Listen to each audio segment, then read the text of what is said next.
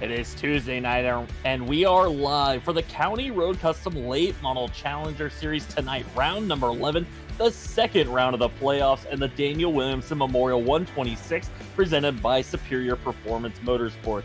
I am Jeff By Jr., joined by Bill Tomer in the broadcast booth. And Bill, huge field once again for the County Road Custom Late Model Challenger Series, 34 entries, going for just 30 spots in tonight's feature event.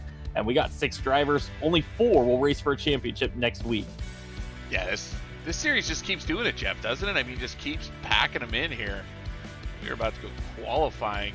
But yeah, 4 drivers, just like last night, going to make it through and compete for a championship next week. And I think, Jeff, we figured out that that's $200 on the line for the champion of the development series. How about that? Yeah, very cool. Lots of money on the line. All of the drivers in the top 10 are going to see a payout, plus all of our fast time award winners. Like, we are about to get one right now because the Wisconsin Weens and Walleyes qualifying is underway. It was Ricky Howell that was fastest in practice. Kieran Church was second, Reagan Parent third. So let's see how they go. I already see a bunch of them have jumped out onto the racetrack early. So laps are going to be taken off pretty quickly here. And just trying to figure out which cars are hitting it. I think Reagan Parent was out quickly. James Walesky out on the track in the 93. Ricky Howell is out there as well right off the bat. So these guys didn't want to sit around in the pits. Ricky already gets his first lap in. As we saw last night, they are starting off slow. But first lap on the board, Brad Carpenter, 22.840. Most of the drivers improving on their second lap, so we'll see how that works. Blake Thronberg to the top of the board, 22.751, one of your playoff drivers in the 22 machine. Peter Fisher, P2, 22.817. Pete coming off a top 10 run last night, the Monday night series.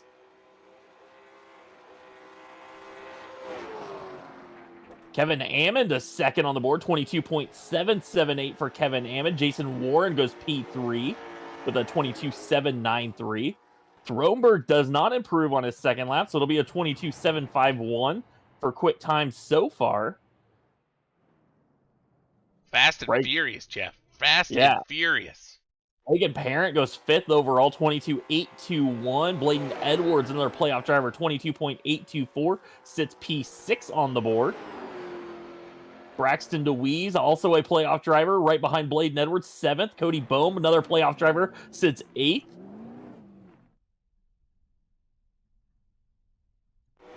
Ricky Howell, so far the slowest of the playoff drivers, sitting 11th. So those guys really had a great qualifying effort because everybody in that playoff group has managed to find themselves in the top 11. Kieran Church just hitting the racetrack in the number 22. That's a little bit late. He might not get in a lap here. Yeah, he might get one, but I don't know if he's going to get his second lap. And the second lap was where they were improving. So, and Kieran is sideways already. So that's not going to look like it's going to be a good lap. Don't wait till the last minute. Well, Kieran is probably going to have to race his way in because that's probably going to be B main type lap speed there. And yeah, he didn't even complete that lap. So going to the B main, which is not the way you want to start your night. Of course, B main again tonight. Going to be a race your way in race. We talked about it before the race, Jeff. All season long, we've gotten race your way in. Yeah, and a huge announcement tonight about the TP3D penalty report. This is no penalties to start the night. Nobody in the A main will start from the rear of the field due to penalties. No suspensions. I mean, that's a pretty good night right there. Yeah, it's kind of what we want to see, right? I mean, we want to see races where the guys, we don't have to worry about them actually taking penalties. Yeah, the racing has been pretty clean. It started off a little rough earlier in the season, and these guys have really started to figure it out, been able to race a little bit more competitively with each other without causing incidents. So that's pretty cool. The races, green flag racing is what we want to see. Is B main starting to take shape. We're just waiting on one car to make his way to the grid. Now he does. So on the pole for the B main tonight, we're going to take 8 of the 12 cars to the feature event. On the pole in the 18 will be Casey Wiggins. On the outside of him in the 17 machine, it's Mr. Thunderstruck himself, Josh Oswald. Starting third in the number 12, that is William Griffith. And on his outside in the number 03, it's Jason Lottridge.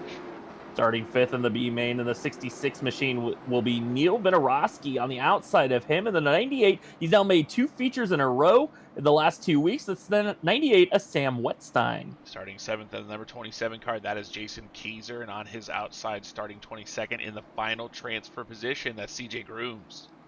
Starting 9th tonight in the number 18 machine, made his debut last week. It's Alvin Hires. On the outside of him, the 30 machine, will be Jacob Bohm. Kieran Church, we just saw his missed qualifying effort in the number 22 car. He will start shotgun on the field in one car, not able to make the call. We've seen him for many, many weeks. The 156, that's Michael Kirchner. So here we go, 11 cars on the racetrack, and just 8 going to move on. So 3 drivers not going to take part in tonight's feature event.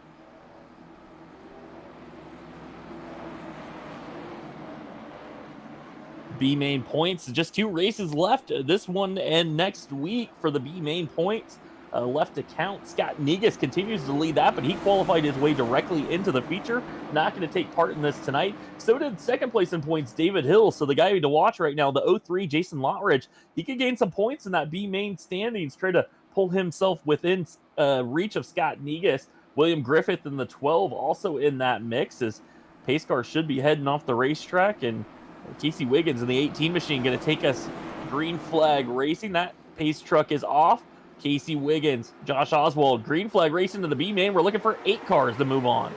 Josh Oswald started to walk that car down the racetrack a little bit, and the 17 car gets right to Wiggins' outside door. Kind of pinched him a little bit going down into turn number 1, but he'll stay stuck on the outside. So he's going to try to race for the lead onto the backstretch. Oswald got a great run off turn 2. Is going to inch ahead of Casey Wiggins. Pulls just about half a car ahead, but Wiggins got the shorter distance around through 3 and 4. At the line, who's it going to be? Oswald leads lap number 1.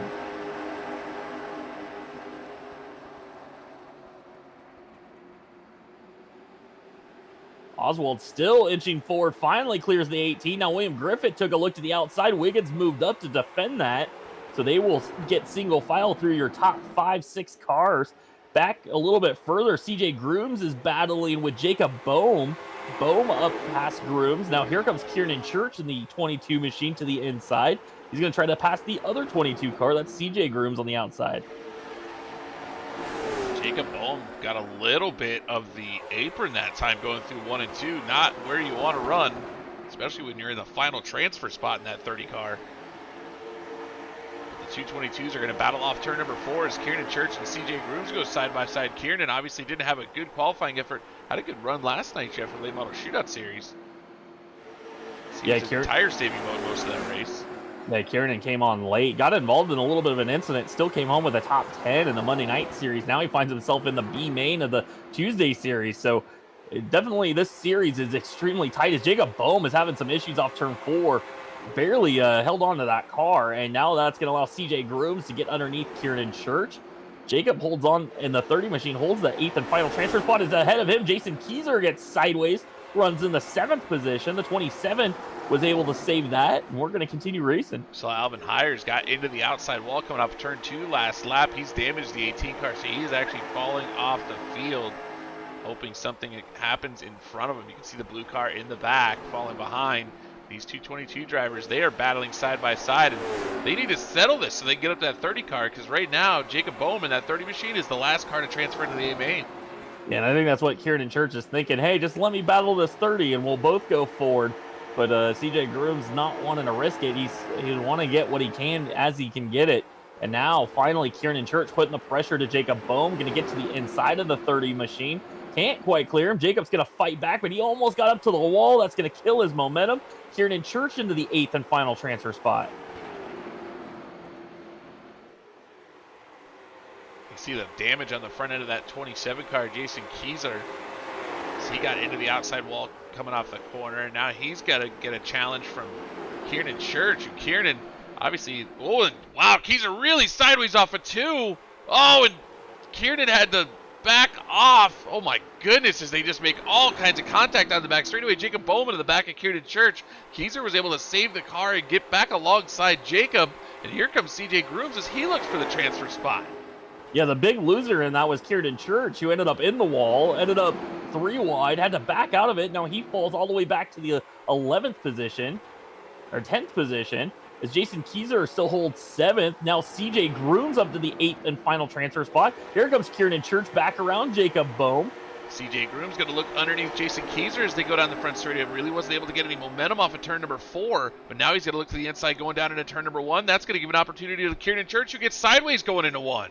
And Keyser in the 27 trying to hold on for his first A-main start as he gets collected with CJ Grooms. Caution down the back straightaway. Grooms is going to go around, and we are under yellow lap number 10 of this B-main. We did watch that happen live as we had the shot down the back straightaway. We'll take a look at a different angle. So we go back and take a look at our replay. As they just made contact on the back straightaway. I think the 22 just came up into the 27.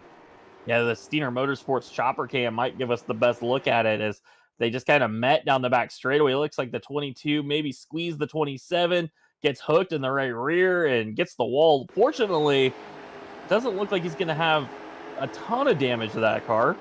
Yeah, it just looks like the 22 just squeezes the 27. 27 doesn't really even walk down the track, Jeff. I think he did a pretty good job keeping that car by the wall.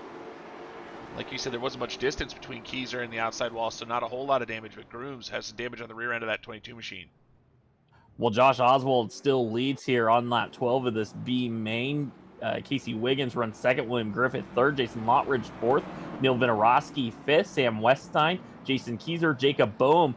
The drivers in your transfer positions outside a transfer spot, Kieran Church, CJ Grooms, and looks like we have lost Alvin Hires in the number 18 machine. One thing I love about that 17 car, Josh Oswald, Jeff, is that's an old style Camaro. The 80s Camaro, I guess you would call it. I don't even know what they call that body style, but you can tell by the headlights. It's tough to tell what it is because of the rounded front end, but when you get that front end shot, there it is. Old style Camaro on that thing. Yeah, that's pretty cool. That's Josh getting a little bit creative. Well, he's going to have a double file restart here in the B main. Josh Oswald's going to choose the inside with Casey Wiggins on the outside. And as I mentioned right before the caution, Jason Keyser in the 27 trying to make his first A main, currently in a transfer spot, has not made one this season. And that would be a huge break for the 27 if he can finally crack into a feature event.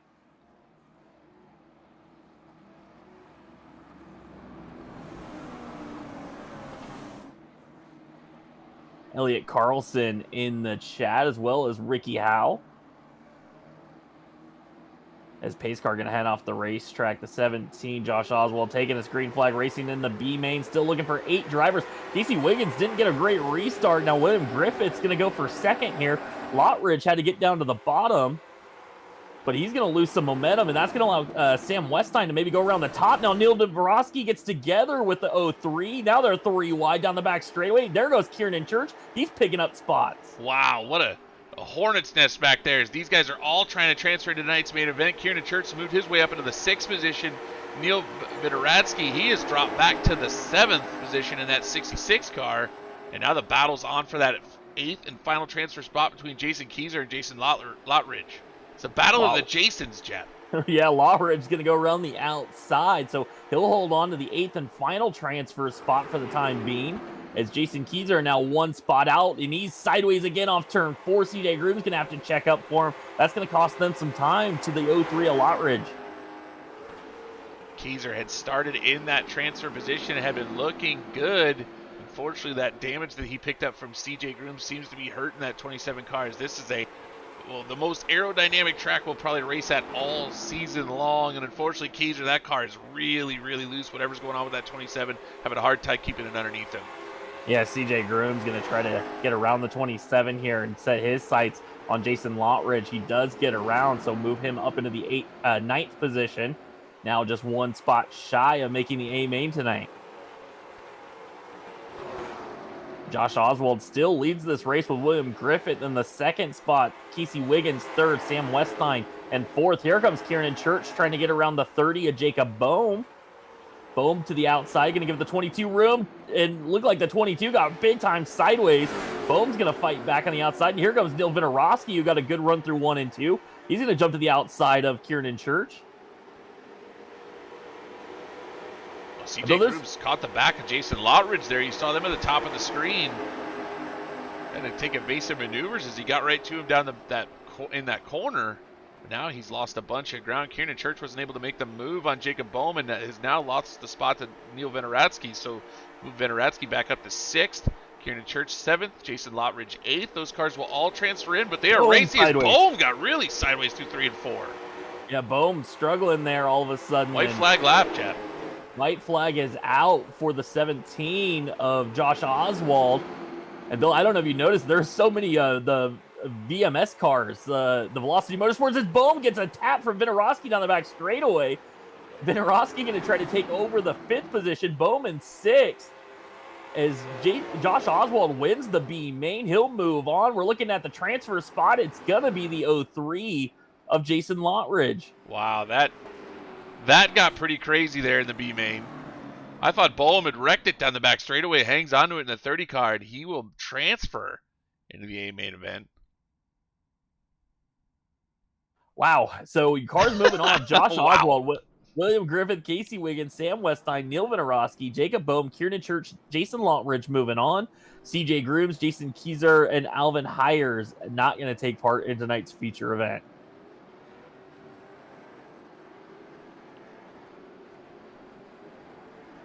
Well, Bill, we talked about the SimRap Challenge last night. We do have a word from SimRap Challenge as they're going to be presenting $25 to the non-playoff driver in these last 3 races that scores the most points.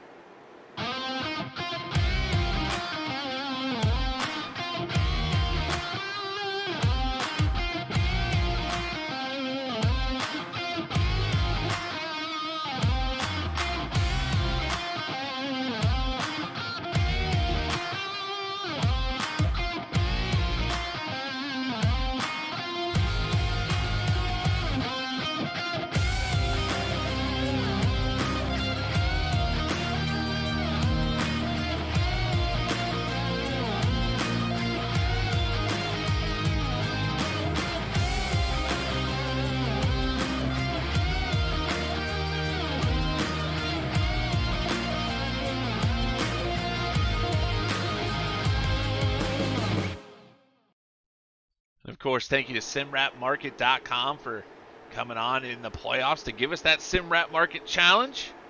We appreciate that. So head over to simrapmarket.com if you want to check out what they do. A lot of cool, really cool paint schemes. You can get one customized for your car. And Kevin Ammon leads that after race number 1 of that challenge. Dylan Schreiner was sitting 2nd in points, just 1 point behind Kevin Ammon, but it sounded like he was on babysitting duty and he wasn't able to make it tonight. James Pileski is here. He sits 3rd in points. Jason Warren, Jake Grout, they'll all take part in tonight's event. So that is up for grabs tonight because 30 cars, that could make a huge difference tonight if you have a good run. So, Bill, it's about time. We are through final warm-up and practice, and we are heading into the Daniel Williamson Memorial 126. And, we didn't really get to talk too much about Daniel last night, but a longtime friend and racer at ITZR, and he is truly still missed by many, and we are just glad to be able to honor him once again, thanks to Superior Performance Motorsports tonight. Yeah, lost his battle with COVID a couple years ago, and obviously we want to keep this going. We appreciate them allowing us to use his name, put his name on our race. And so every season we run a Daniel Williamson Memorial 126, and this one's a little different, Jeff. This one's 126 kilometers instead of 126 laps because Richmond is huge. Yeah, I don't think we'd make it on one set of tires at 126 laps here. But as we found out last night, many of them almost didn't make the 104. So, Bill, we are gridded and we are ready to go for the Daniel Williamson Memorial 126 on the pole in the car number 22. One of your playoff drivers trying to lock himself into the final 4 at Myrtle Beach. That is Blake Thronberg on the outside of him. At car number 7, this driver leads the SimRap Market Challenge standings. That's Kevin Ammon. Jason Warren's going to roll off P3 in the number 45 machine, and on his outside in the 09, it's Elliot Carlson. Starting 5th tonight. He had a great run last night in the Monday night race. It's the 71 Uncle Peter Fisher on the outside of him. And car 17, a playoff driver, that is Reagan Parent. Another one of your playoff drivers is going to roll off P7 in the number 72 machine, and I know, Jeff, you really like what this car looks like. That's Bladen Edwards. And to his outside, another one of your playoff drivers in the Interstate Ford, number 8, it's Braxton DeWeese. Starting ninth is another playoff driver, the 78 of Cody Boehm on the outside of him. And the 31 machine, it'll be Brad Carpenter. Kyle Martinson's going to roll off P11, and the number 07 machine in 2 is outside, and another one of your playoff drivers in the number 20 car. That's Ricky Howell Jr. James Pileski will start 13th in car 93 on the outside of him. And the 25 machine will be Mason Johnson. Tad Douglas rolls off P15 in the number 117, and on the outside of him, the ravishing one in the number 81 car, it's Rick Rube. Starting 17th tonight in the 39 machine will be Scott Negus on the outside of him, and car number 2 will be Todd Cousins. Starting 19th in the number 3, that's David Hill, and on the outside, in the number 49, that's Jake Grout. Starting 21st tonight in the 38 machine will be Travis Roma on the outside of him, and the 181 it'll be Michael Grooms. Your B main event winner, Josh Oswald, is going to roll off P number 23 in the 17 car, and on his outside in the 12, it's William Griffin. Starting 25th tonight will be the 18 of Casey Wiggins on the outside of him, and the car number 98 will be Sam Wetstein. Neil Vinoradsky's going to start P27 in the number 66, and on his outside in the 30, it's Jacob Bohm. Starting 29th tonight in your final row will be the 22 of Kieran Church on the outside of him. The 03, it'll be Jason Lottridge. 30 cars ready to go 104 laps in honor of Daniel Williamson. Here we go, Bill. 6 playoff drivers, just 4 going to race next week for the championship in the County Road Custom Late Model Challenger Series. That's a lot of race cars, Jeff. And can somebody explain to me what Blake Thronberg has on his car? Are you seeing it as a orange? Looks like a... So, explain this to me. So he did reach out to me, and he let me know that he has switched teams. So he is with a different team and setup shop, and that literally happened just hours ago, and he did not have time to get a paint scheme together. So wow. they are just going with a plain race car, and they're gonna get through tonight and start focusing on getting the paint scheme done for next week. Was he not an EPI driver? He was, and do we know where he's gone?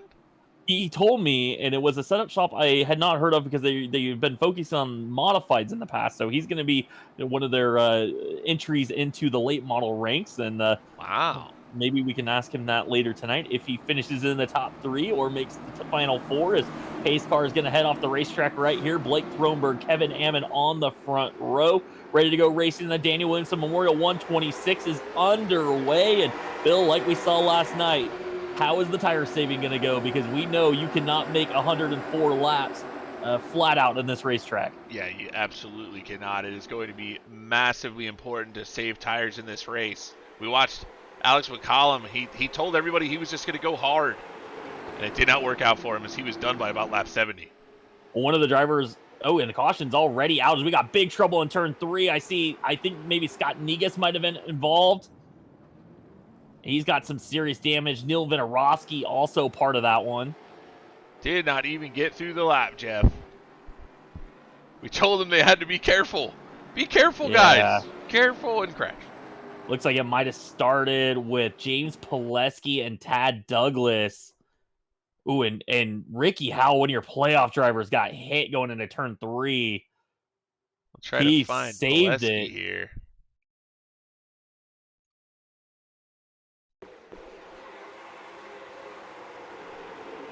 Oh, Pileski just tries to fit it in there. And I think maybe Rick Rube got into the back of the 93 car. Pileski switched. He switched lanes down the back straightaway. Was just barely clear. Went into the corner. Oh, he got into the back of Ricky Howell. Yeah, Ricky Howell saved it. When your playoff driver's got a big shot from behind, holds on to it. But James Pileski, Tad Douglas, not as lucky. As Scott Negus, David Hill got collected. Looks like Josh Oswald might have got a piece of that as well. I think I saw Neil Vinoradsky go around. Sam Wetstein, big damage in the front of the 98 car. Let's see if we can get any other kind of look at this one. I'm not sure how much is this going to show.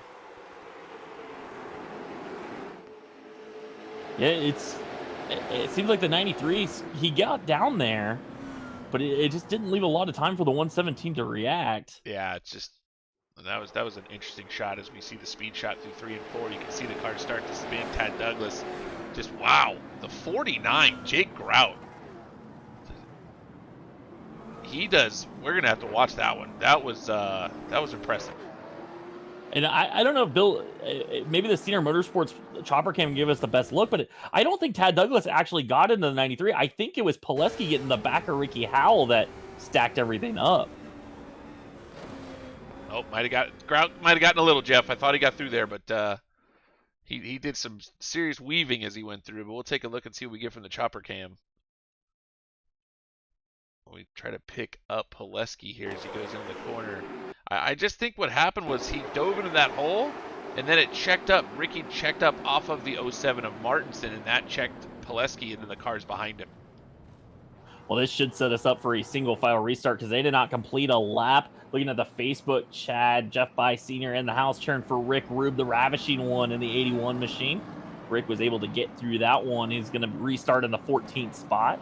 So I believe pace car lights are out. So we should be going back to green flag racing here. Single file restart. And I believe everybody's back on the racetrack. Yes. So all 30 cars going to restart here. Some have lost a lap.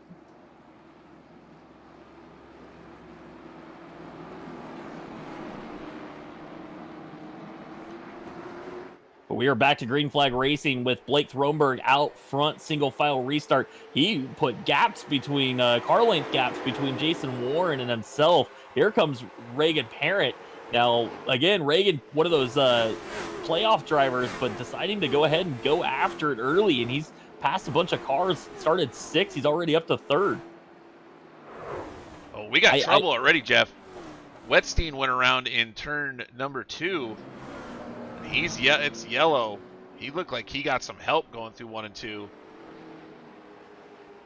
And I think I just heard Sam just say, I just spun it. Oh, maybe that's what it was then. We actually were watching it from the digger cam down in the bottom of the apron, and he just slid right across. Good old digger down there. Jacob Bohm was behind him. Oh, yeah, he goes really hard. He did get hit after he was already sideways.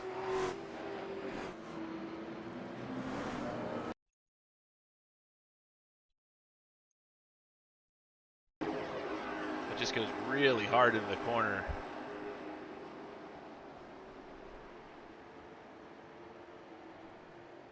So early trouble there is for Sam Weststein, and that one in the second incident there wasn't the cause of the first one. He just got collected, and now with some damage, now sitting on pit road here.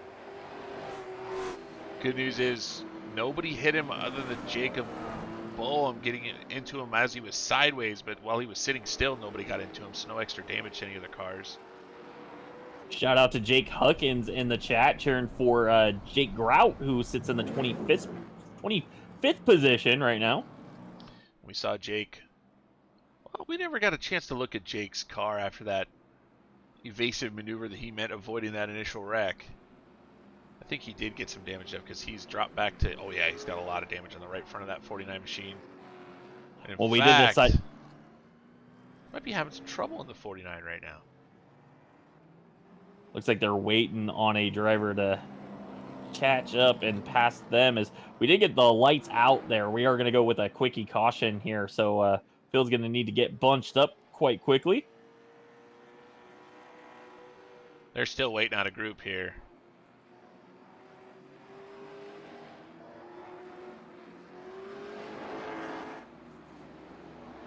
Well, looks like pace car going to head off the racetrack. Blake Throneberg out front, going to lead the way here. Trying to get some laps in. 2 early cautions in this one. Single file restart because they did not complete a lap, and we are back at it in the Daniel Williamson Memorial 126.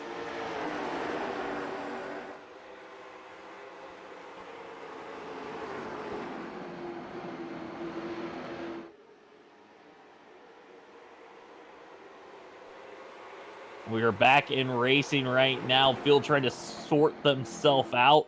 Blake Throneberg under pressure already from Reagan Parent. Here comes the 17. He wants to get out to the front early. And I talked to Reagan before the night began, asked him if he learned anything last night. He said yes, but he decided he's going for it early. He wants to get out front and set the pace. It doesn't appear so far. Shout out to Tyler Rice in the chat cheering for the VMS team. That's Velocity Motorsports. Well, their highest running driver is the 45, Jason Warren, who sits third on the board right now. He's got Kevin Ammon behind him, and shout out to Elliott Carlson, who's running in the fifth spot. He's under fire from his Revelry Racing teammate, Peter Fisher, behind him.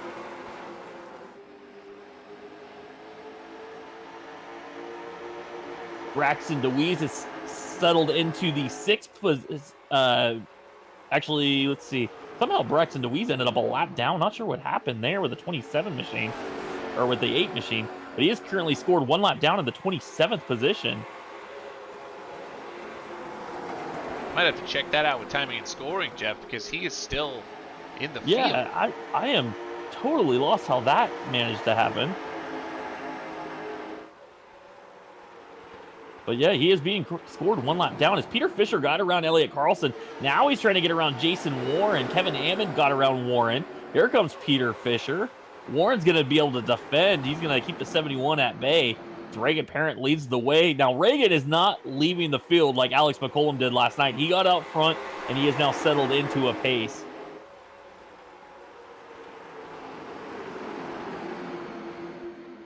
Mason Johnson and Cody Boehm. Actually, yeah, that is Cody Boehm in the 78 car. They're going to battle. There's Ricky Howell Jr. as well in the 20. 3-car battle. That is a battle for the 9th position as Mason Johnson just took that spot. Side by side, Ricky Howell and Cody Boehm. They're going to battle. That's battle for 10th. Here comes Bladen Edwards underneath the 8 machine of Braxton DeWeese. Now, we thought Braxton was in about the 8th position, but it's not. It's not scoring him. It's scoring him 1 lap down in the 27th spot. So Bladen Edwards going to go around him. He's going to bring Mason Johnson. Now, Kyle Martinson going around Elliott Carlson just in front of that group. Kyle Martinson in the 07. We haven't seen much of Kyle this season, but making a one-off start here at Richmond is now Kevin Ammon underneath the 22 of Blake Thronberg. That's the battle for second on the racetrack. I will say this. We have to figure out the Braxton DeWeese situation. I don't know if we can... That was an iRacing glitch or something like that, Jeff. I never saw him lose a lap, and there's no way he would have been scored in the middle of the field if he was a lap down. Yeah, we'll have to sort that out later, but yeah, usually we just kind of let iRacing handle the scoring. Not sure what the heck happened there, as now Blake Thronberg has got some pressure from Jason Warren. Remember, Thronberg started on the front row on the pole. Caution is out, trouble further in the back. Looks like into turn 3. Bladen Edwards is involved with Mason Johnson, the 25. Wow. So one of your playoff drivers, early trouble in this race. Let's see what happened between these two drivers. Ooh, and Bladen and Mason got hooked together down the back straightaway. Oh, Bladen crept off the wall. That car wiggles down the track on him, Jeff. And Bladen Edwards, one of your playoff drivers involved in an incident there. Maybe not going to get a whole lot of damage, but Mason Johnson definitely is going to take some serious damage on the 25 machine. But Bladen going to go to the rear of the field at the very least here. I mean, you can see I don't know what happened there. He creeps down the wall. Or creeps down the track, but just pulls it off the wall a little bit. You can see Braxton behind him. They just end up in like half lines.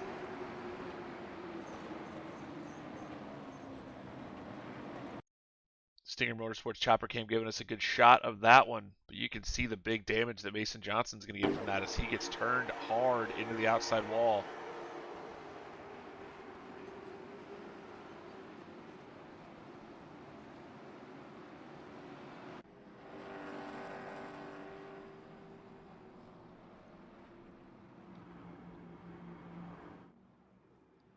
Take a look at Bladen Edwards and see how much damage the 72 car is. He's just come off pit road. He's got some damage on the front of that 72 machine. That is one of your playoff drivers, so playoff implications here.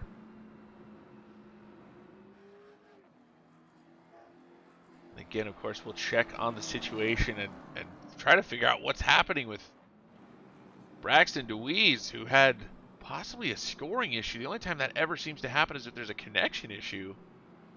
DeWeese is now being scored in the 11th position. What is happening here on iRacing tonight? Well, Braxton just got the lucky dog. I went back to look at it. What ended up happening, Braxton disappeared for almost a full lap. And iRacing didn't log that lap because he wasn't there. Internet issues on the 8. If he had not blinked out, we probably would have put him back in a spot, but because it was an internet connection issue on his end, he is going to have to go. He will get the lucky dog. He's back on the lead lap, but he will have to start at the rear of the field here on this restart. So connection issues for the 8 car. We call that mechanical difficulties here in iRacing. Bill, if there's a time to have it happen, it's this early in the race. Absolutely. So he's got plenty of time to come back and make this up. He's got Bladen Edwards back there, trouble for the 72. So one of the playoff drivers is going to start behind him. He's just really got to chase down one more playoff driver and pass them at this point.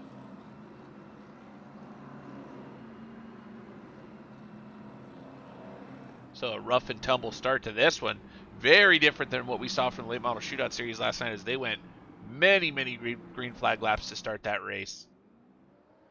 These guys, I think we're working third caution, 22 laps in. Yeah, it looks like Tad Douglas is lost 5 laps, but he's still back on the racetrack, and I believe Mason Johnson's still continuing on. So everybody's still on the racetrack, 30 cars here, but a lot of damage to some cars early on as 3 quick incidents as we were just working lap 23. And Bill, I was just reminded that I have not mentioned that they are coming around to the Brett Suggs Racing and Marketing restart zone here. Reagan Parent has chosen the outside line. That is his right. He's going to take the outside line here, put Kevin Ammon on the inside.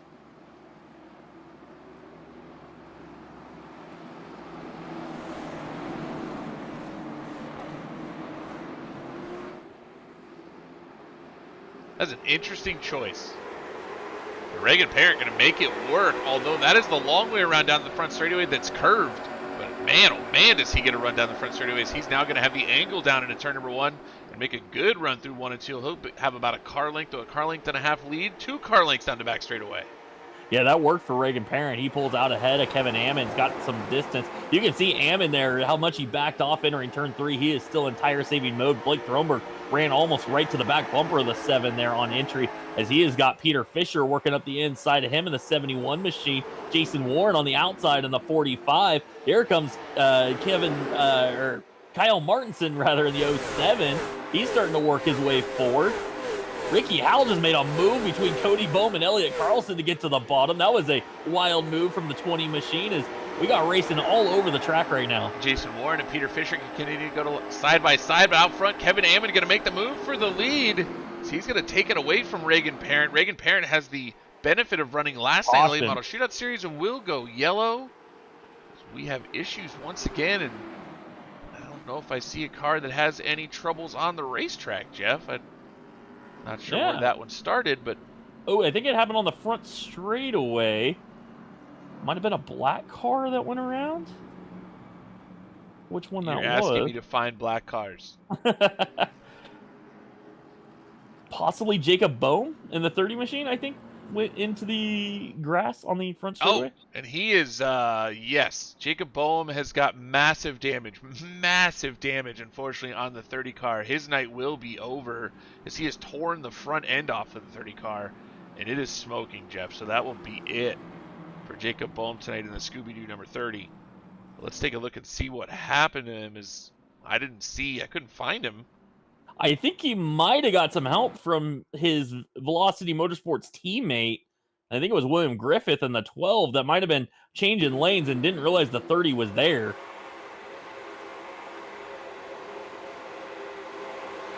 Oh, wow. Oh, this one's going to hurt.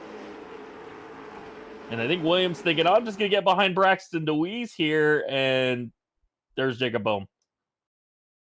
That one definitely hurt. And stayed on the throttle into the wall. We're going to give you a cockpit view of that one because, well, we all want to feel like we have whiplash tonight. Especially the way this race has started. Yeah, Scott Negus going to pick up a lucky dog here as we were under caution. Oh, no. He got off the throttle, Jeff. It just was that hard into the wall. Immediately got hit, got off the throttle. And just unfortunate, bad spot to have it happen because that wall starts to creep towards the racetrack. And it would have happened off turn 4. He probably spins into the grass. He's fine, but That one is rough. Tough break for Jacob, who raced his way in from the B main, started 29th tonight. Gonna be the end of his night. Probably gonna finish 30th because Tad Douglas still out there making laps, but definitely a lot of cautions here. Fourth caution of the race early on. Kevin Ammon out front, Reagan Parent, and this is going to change the strategy. Remember last night we talked about, or this earlier tonight we talked about tire saving and saving tires, and all of a sudden this thing's looking like, you know what, we haven't ran a whole lot of green flag laps. Who knows what the pace needs to be now? You got me. I don't know where you need. I mean, I still save. Yeah, I just don't think anybody really has a lot of information now, because last night it was green flag runs for 70-something laps, Yeah. and I mean, this is a totally different race than what we saw last night. Well, so here's what I'm looking at, Jeff.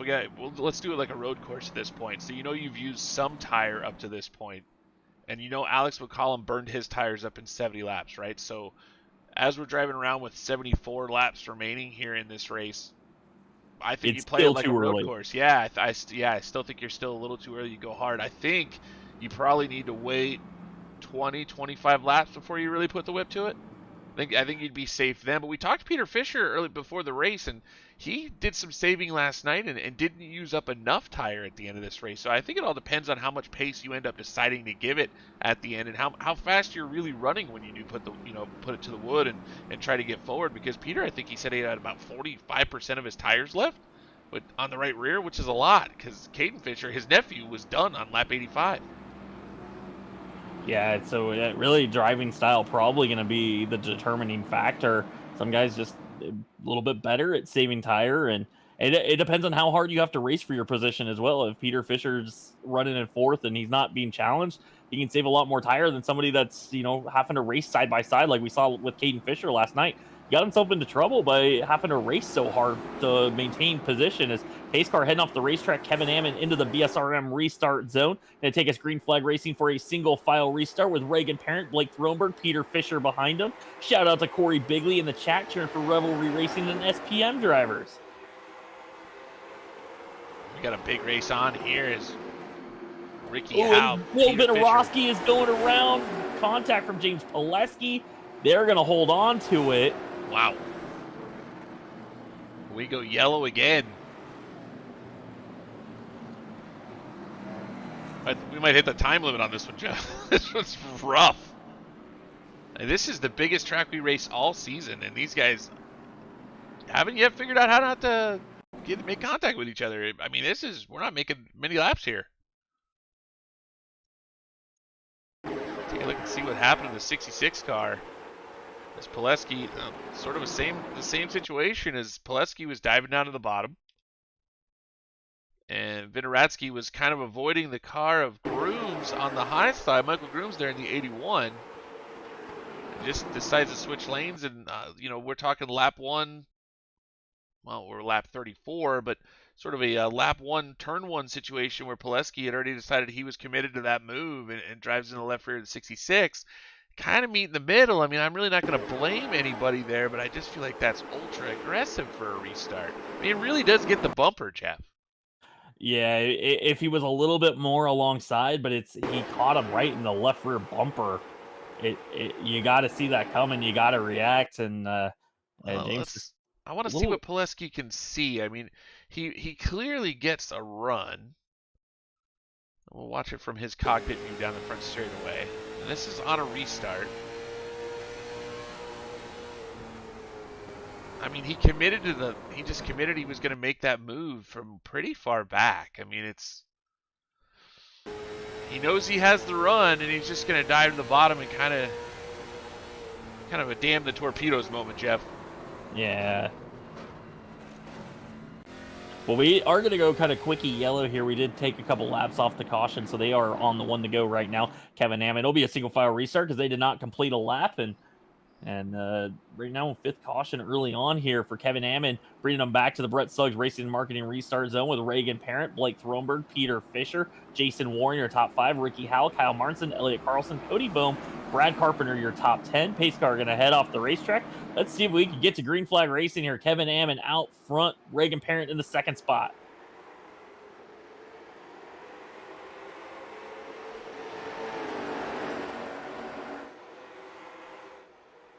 We're going to watch them down in turns 1 and 2, Jeff. That seems to have been the exciting part. They are just fanned out everywhere. I mean, we started single file, and you get into turn 1, it looks like Daytona. Yeah, they are already jumped to double file as Kevin Ammon leads the way. Reagan Parent putting some pressure to him. Jason Warren and Peter Fisher are side by side. They jumped side by side pretty quickly. Ricky Howell has moved up into the 6th spot with that's Kyle Martinson in the 7th position. Looks like Peter Fisher going to hold off Jason Warren. No, Warren's going to battle back. Now Thronberg's looking for second on Reagan Parent. He's going to drive to the inside. And Bill, there is battles everywhere already. I mean, they're just getting after it. We talked about it, Jeff. We don't know what the pace needs to be here as these cars get around this racetrack as we look to a green flag racing, but we haven't seen much yet. Yeah, and I'm just a little worried for some of the playoff guys that we saw last night when Caden Fisher, when he burned the tires off, there was no coming back from it. I'd almost rather have tire left to spare and be a little bit further behind than out front and no tire left if you're one of those playoff guys. You need something to battle with late in the race, and right now Blake Thronberg is trying to chase down your leader, Kevin Ammon, but the question is it too early? Just lap 39 of this 104 lapper. And when are we going to get, 30 cars on the racetrack, when are we going to get our long green flag run, and will it happen? Braxton DeWeese making a move as he's trying to climb back through the field after his connection issue sent him to the back of the field. He is up to the 17th position. Ahead of him is Bladen Edwards, who's back up to 16th, looking for 15th around Michael Grooms. But these are the last 2 playoff drivers on the racetrack, so if it finished this way right now, they'd both be out. They would not race for a championship next week. Peter Fisher and Reagan Parent battling out on the racetrack. Peter Fisher moves up to 4th. Reagan's dropped a bit of an anchor, Jeff. I think he ran out front just to see what kind of pace he had, and now he's really gone into tire saving mode as maybe he's a little bit concerned. This is the green flag run we've been looking for. Yeah, Kyle Martinson going to go around him. Here comes Cody Bohm. Bohm's going to go past him. So now Reagan, the 4th of the playoff drivers. He's got Cody Bohm and Ricky Howell just in front of him. Ricky Howell is making some moves as well. He's just weaving in and out there down the back straightaway, trying to find a way around Kyle Martinson and keeping that 78 machine at bay. You see Ricky being kind of defensive there, going to the inside, making Cody Bohm basically saying, Cody, if you're going to pass me, you're going to do it on the outside here. Yeah, that was an aggressive Formula 1 style block there. It's Peter Fisher trying to get a run on Jason Warren. Now here comes Kyle Martinson up to the inside of Peter Fisher, trying to make the move down into turn number 3. Peter, wow, really kind of closed the door there. Kyle cut him a break going into the corner. I think Kyle might have almost been there, and that was almost contact and would not have ended well for the 71 machine. Ricky Howell watching that probably had a little bit of a scare there as the 07 got on the apron to avoid contact, then got a little loose and out of shape. Now Kyle Martinson going to try it again, got another run down the back straightaway. Peter moves down the block, sends it off into turn 3, and everybody's going to hold position for the time being as Blake Thronberg looking to the inside down the front straightaway. Can he take the lead back from Kevin Ammon? Thronberg to the inside. He's going to take the lead back from Kevin Ammon as Ammon moves to the outside and lets him go. Now he's going to try to cross him over down the back straightaway. That's going to be a battle for the top spot as Ammon has the run down into turn number 3. So Ammon going to try to take it back. Thronberg on the outside now. Ammon on the inside. The 22 down the front straightaway. Still going to lead that lap. Still out front, but Kevin Ammon now has the preferred groove. Now the 07 is underneath the 71 for the 4 spot as well. Kyle Martinson going to make the move on Peter Fisher. Jason Warren is there in the 45. Fisher got the wall going down the back straightaway. Here comes Ricky Howell in the 20. He's going to move by Peter Fisher as well. Here comes Cody Bohm. Fisher tried to close the door but couldn't do it as Bohm got to the inside. Yeah, a couple of your playoff drivers pick up some spots there. So Ricky Howell up into the 5th spot. Move Cody Bohm up to 6th. Peter Fisher back to 7th. Elliot Carlson runs 8th. Reagan Parent is settled into the 9th spot with Brad Carpenter 10th. Bladen Edwards on the move. He is now passing Casey Wiggins for the 11th position. And he'll take that spot. We saw Todd Cousins coming off of turn number 2 right there in that number 2 machine. He bounced her off the outside wall. So turn 2 tightens up pretty bad with these cars. You'll see some guys bouncing the cars off the wall. The good news is that right rear is pretty much a tank. You just kind of slap it with the right rear and keep on going. Braxton DeWeese also on the move. He's going to dive underneath Todd Cousins down the back straightaway. He's going to take that spot. He's going to bring along Michael Grooms in the 81. Grooms got to push a little bit there through 3 and 4. Going to keep it off the 2 machine as they race side by side down the front straightaway. Racing throughout the field as these guys try to sort out what the strategy is going to be as we finally see some green flag racing in this race. And now here comes Bladen Edwards as he's going to make another move as he looks to the inside of Brad Carpenter. That's going to be a battle for the 10 spots to move him up into the top 10. Casey Wiggins following him through. Braxton DeWeese not far behind. Well, here comes Jason Warren. He dives underneath Kevin Ammon for the 2nd spot. The field's starting to line up behind the 22 of Blake Thronberg right now. Jason Warren, the first guy to duck out of line, and he's going to take 2nd. Can Kyle Martinson as well get there? He does in the 07. Now Kyle's looking for the 3rd spot. Ammon is stuck on the outside. Here comes Ricky Howell to the inside. Will Ricky Howell make the move? He's going to look to the inside. He got the run off the bottom. Now they go down into turn number 1. Ammon, he's not going to play defense. He's just going to take it easy in that 7 car, but he can see in his mirror there's a whole bunch of cars lined up on the bottom. He might end up in 8th after this is all said and done. Yeah, Kevin got shuffled to the outside. Now Cody Bohm in the 78 machine, when your playoff driver's going to move past the 7 machine. Here comes Uncle Pete, Peter Fisher in the 71. He's going to try to take advantage here, gain a spot. Caution is going to wave. Trouble off turn 4. It's Neil Vinorowski in the 66 car that's gone around.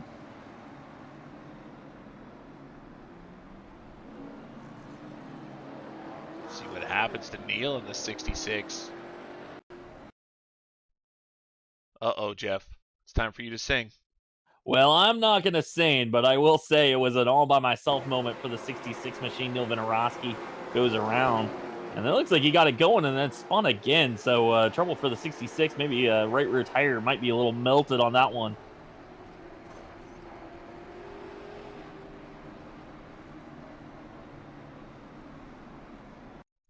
So unfortunately for Neil, I don't know, could he possibly have melted the right rear tire this many laps in? I mean, it is possible. I think we saw in the B main some guys that slid the right rear tire just in about 15 laps of that B main were struggling. So if you abuse it, yeah, you could melt it that quickly, I think. And I think Neil has called it a night in the 66 machine. Yeah, he got that thing rolling, and then he went down into turns 1 and 2 and spun again. So I think he just realized there is something wrong with my car, and it's not going to get any better from here on out. Oh, boy. Oh, boy. That has got to concern some of the guys on the racetrack tonight. They must have all went, what just happened? We just lost Neil Vinorowski, and he cooked the tire. Did he say anything? I mean, that would scare me if I was a driver and he mentioned that he had cooked the right rear. Yeah, I haven't heard anything from Neil, but he has definitely called it a night. He has left the server, so he is going to be out of this one, joining Jacob Bohm at the end of the field. Looks like Neil will finish 29th when all is said and done. Is Tad Douglas going to get a lucky dog here, who's currently 5 laps down? Actually, I believe we lost Mason Johnson as well. So Mason's going to finish 29th, and Neil will finish 27th or 28th.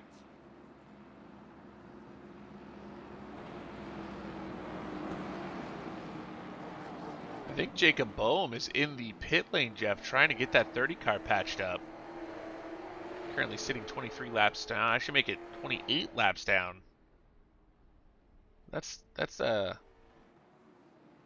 it needs a lot of patching, Bill. Yeah, that's some serious. I mean, I like that. I like that a driver's there in there trying to, get as many positions as he possibly can. That's like old NASCAR points racing. Yeah, as we are doubled up. We went quick yellow for the single car spin and get these guys maximum amount of racing as Blake Thronberg out front. Now Jason Warren in the 2nd spot as they hit the Brett Suggs Racing and Marketing restart zone. Blake going to send him a little bit early. Might have caught everybody else napping. And that's going to allow Jason Warren and Kyle Martinson to battle for 2nd as Blake Thronberg takes off with the race lead. Cody Bohm just got around Ricky Howell. Now Kevin Ammon's fighting back, trying to get back to the front. He'll go around Ricky Howell as well. Kyle Martinson going to battle for that 2nd position as he tries to get to the inside of Jason Warren. He'll make that move to move Kyle Martinson up to 2nd. First battle on the racetrack is a little bit farther behind them as Bladen Edwards and Elliott Carlson battle side by side. That's a battle for 8th. Bill, one other thing I've noticed about tonight's race that is now happening again, the weather continues to change. We have the dynamic sky. We didn't see that a lot last night. The sky has definitely gotten a lot more overcast, which means a little bit more speed, a little bit more grip. and that might change the way these guys drive as well. Yeah, that's definitely going to change what goes on the racetrack. And you're right, Jeff. We have seen the clouds move in and move out, and it's been interesting to watch these cars go from dark to sun. Well, Bladen Edwards just moved around the 09 of Elliott Carlson and Reagan Parent. So Bladen Edwards back on the move. He is up to the 8th position. He has now bumped Reagan Parent out of the final 4 if it finishes this way. Now, is that with Braxton DeWeese right behind him? Is Braxton DeWeese the 5th car out? Yeah, Braxton and Reagan Parent would be the 2 cars out right now. So it's going to take a better than 8th place run at this moment to even get in that final 4. But again, this is a long way to go. There's still plenty of time for these 2 to work their way to the front. And that is crazy that you have to be that good to make it into this playoff field, the final race of the season. Big battle here in the middle of the field, Jeff. Jason Lottridge, Todd Cousins, James Pileski, all can throw a blanket over all of them as Cousins looks to the inside of Lottridge. Now here comes Pileski on the outside of Cousins as they're making the move on the high side. Yeah, and Bladen Edwards also making a move around Peter Fisher. He's gotten to the inside into turn 1. Battle for the 7th spot is Edwards and Peter Fisher battle. Reagan Parent just behind that. Now Bladen Edwards can see Ricky Howell. He could pass the 20 car and maybe give himself a little bit more cushion here. Close racing between Bladen Edwards and Peter Fisher. Fisher moved all the way up the racetrack, almost put his car on the outside wall. Now Fisher going to go way outside through 1 and 2.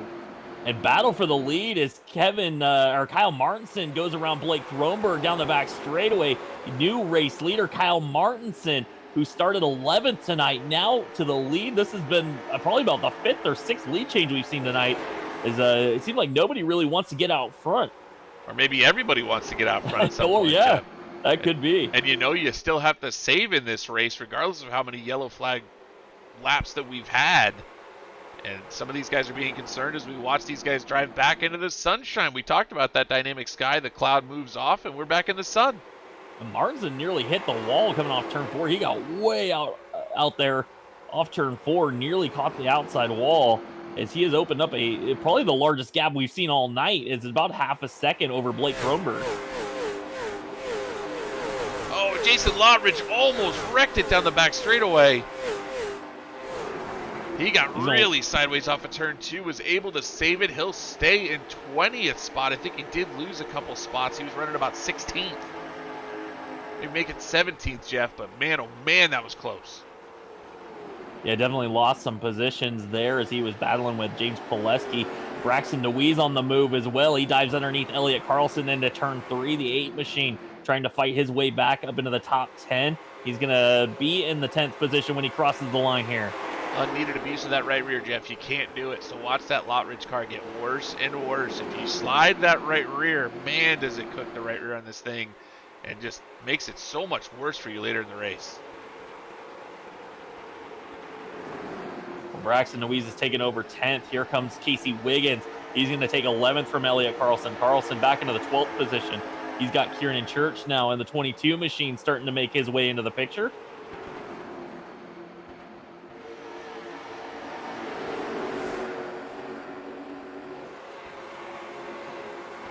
Carlson able to fight back on the bottom with Wiggins. Wiggins came off the bottom of the racetrack in 1 and 2 and kind of got the car a little sideways, and Carlson was able to dive underneath him down the back straightaway, so he'll stay there right now as Carlson trying to take back the 11th spot from Casey Wiggins.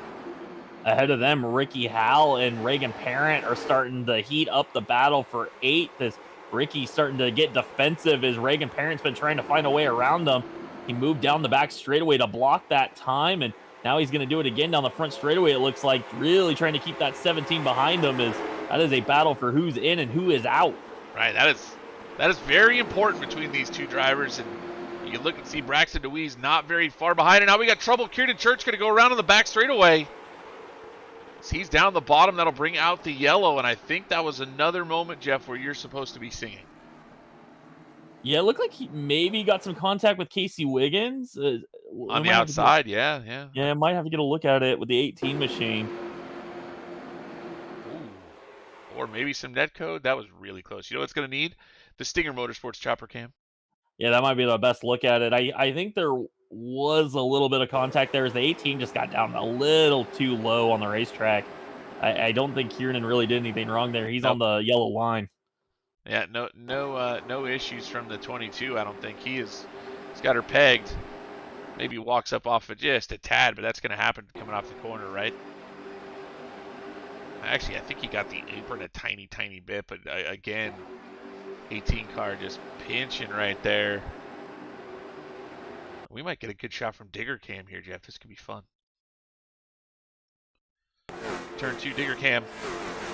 Oh, and there he went over top of us. He didn't do anything. Yeah, it looked like the 18 just didn't leave enough room there on the bottom, so the 22, Kieran Church can hit pit road, try to repair a little damage. The 18 going to go to the rear of the field for causing that yellow. It's like Jake Grout going to pick up a lucky dog here, so we'll be back on the lead lap in the 26th position.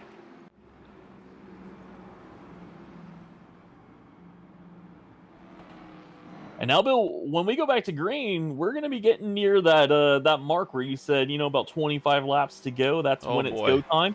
And that's about what we're going to have when this thing goes back to green flag racing. Oh, boy.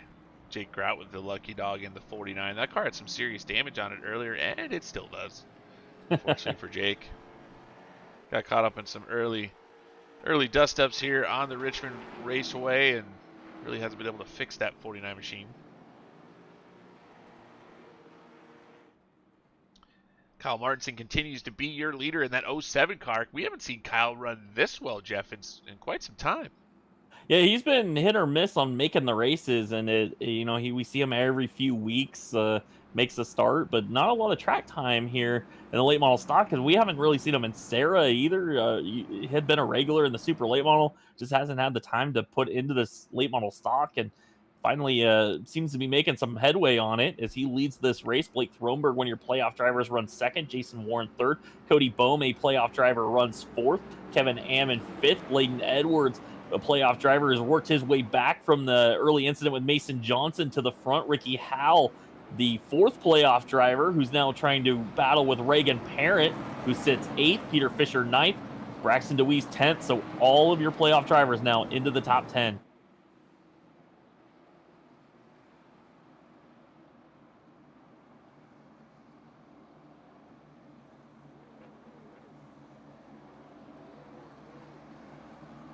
So here we go. Pace car going to head off the racetrack as they hit the BSRM restart zone for Kyle Martinson, Blake Throneberg, Jason Warren, the 78 of Cody Bohm. And looked like Throneberg didn't get really going. Bohm is trying to push the 22 machine forward. He's going to get into the 45. Jason Warren's going to go around. Ricky Howell barely misses it. Oh, and Jason's going to drive it into the inside wall. I thought... Oh, and that car is junk. I thought he had saved it, and it turned one more time, got the inside wall, and you can see the smoke coming out of the 45 machine. And that was just, well, I like to call them shenanigans on a restart, Jeff. I don't really know what caused that situation. Looks like he just kind of got up, and I think that's a teammate that got him. Yeah, I think Jacob Bohm, he was pushing the 22 of Throneberg because Throneberg didn't get Cody Bohm, sorry, and Blake didn't get a great restart, and Cody tried to get down behind the 45 and just hooks him in the right rear. Yeah, and then it is game over for Jason as he tries to save the 45 and somehow got her pointed down to the inside wall. You can see it's going that direction, and he's good, and then just didn't quite get it turned back up onto the speedway. We'll give you a cockpit view of Jason trying to hang on to that one. It's not going to be fun.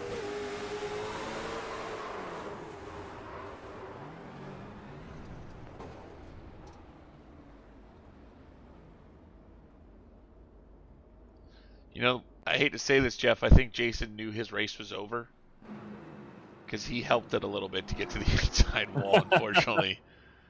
He kind of gassed her up and didn't really turn off of it. I think he was already frustrated that he knew the third place run or the battle for the win was gone. Jason not really in any kind of points battle. So he knew his night was over. So I think he made it clear that his night was over. And unfortunately, the 45 car, heavy damage. Yeah, that's a tough break for Jason. Was having a great run. He's had a rough season, and he was finally starting to make some headway the last couple weeks, and gets caught up in an incident. Now a big trouble for Cody Bohm, who's now going to go to the rear of the field for causing that yellow. One of your playoff drivers going to drop to the rear late in this one, and he's gonna need to get on his horse and try to pass some cars here, because he is now well behind the other drivers he's racing for a championship with. Yeah, we talked about Braxton DeWeese and his issues this race, and those happened early. What happened to Cody Bohm, is not what you want to happen if you're racing for a shot to run in the Final Four next week, because now he's got a lot of work to do in that 78 machine to try to get back into the playoff chase. Well, let's reset your field, because that took out a couple cars in the top 5. So it'll be Kyle Martinson, Blake Thronberg, Kevin Ammon, Ricky Howell, Bladen Edwards, Reagan Parent, Braxton DeWeese, Peter Fisher, Elliott Carlson, Michael Grooms now into your top 10. Grooms has gone from 22nd to 10th. So those drivers racing for the Adobe Mountain Speedway Hard Charger Award, look at Michael Grooms. He might be a challenger for that one. Also, shout out to Jason Lottridge, who's gone from 30th to 16th. So big move there for Lottridge. Is I think we're going to see a single file restart here.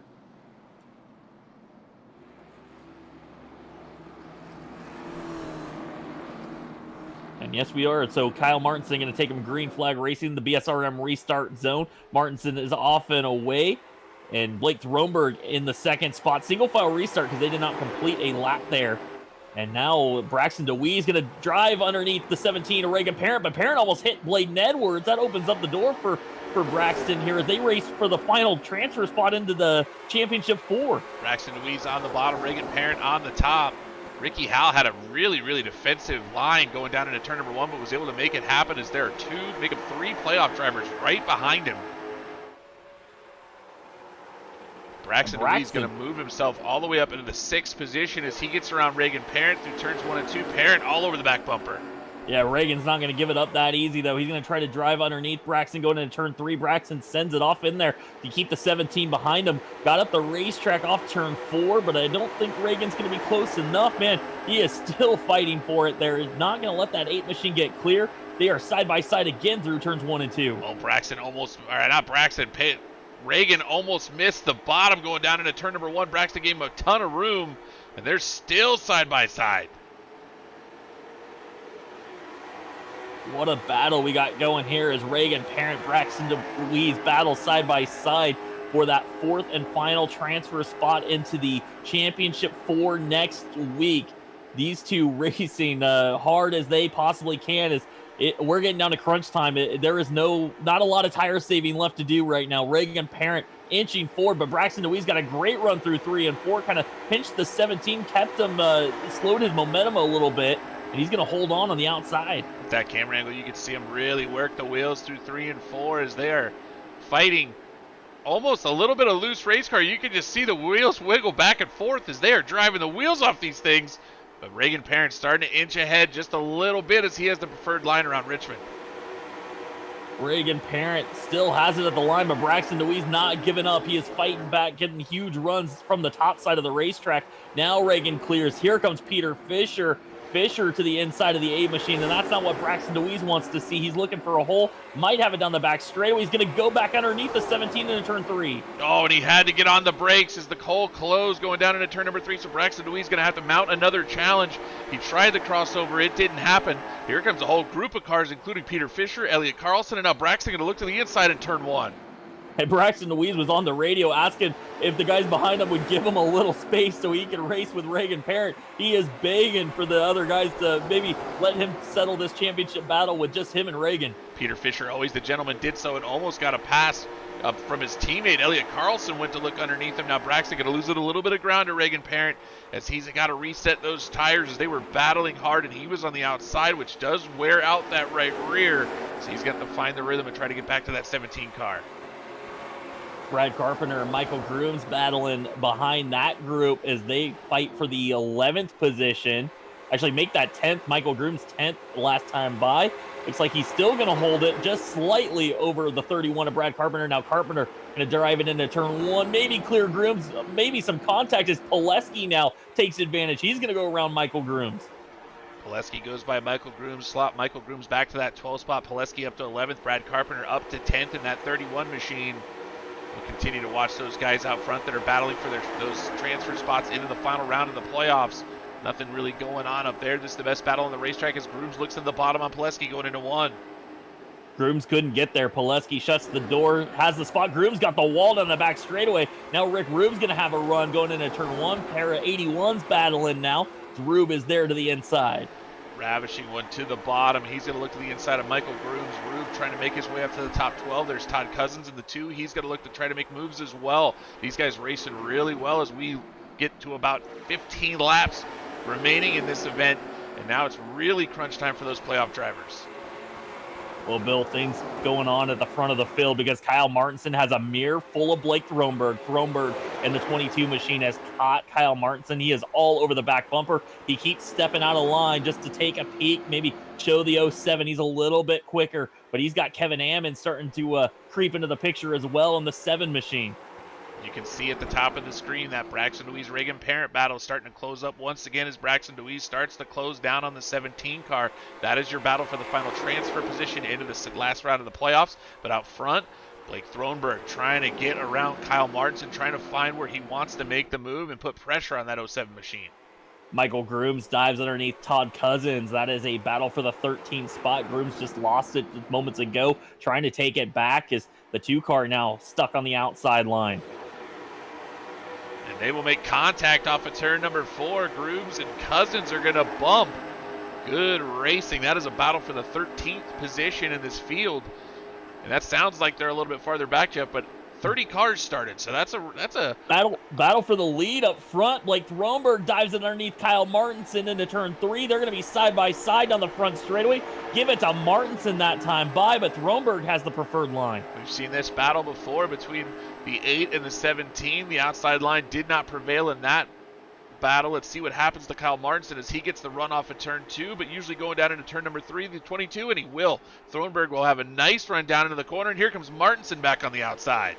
Well, Martinson definitely pushed the envelope there through the outside, trying to drive that car as hard as he possibly could, but it looked like it just got a little loose on him, maybe a little tight. Kevin Ammon dives to the inside of Blake Thronberg. He was thinking 3 wide, but he has now got a position on Kyle Martinson down the back straightaway. The 07 just nowhere to go as the inside line is swallowing him up here.